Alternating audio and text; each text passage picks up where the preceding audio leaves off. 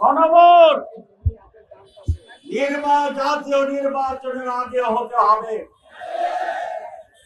জাতীয় নির্বাচনের তফসিল ঘোষণার পরেও গণভোট করতে আইনি কোনো বাধা নাই।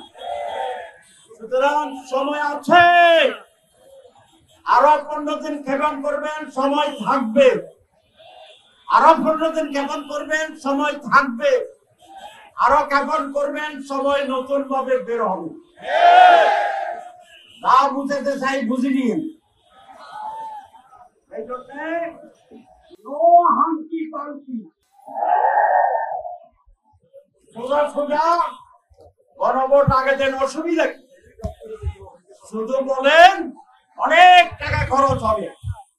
আমাকে একজন বলেছে একদিনে বাংলাদেশে যে পরিমাণ চাঁদাবাজি হয়, 6 দিনে এর টাকা দিয়ে একটা গণভোট করা যায়। তাহলে চাঁদাবাজি বন্ধ হলে প্রত্যেক দিন একটা করে গণভোট করলেও টাকার সমস্যা হবে না।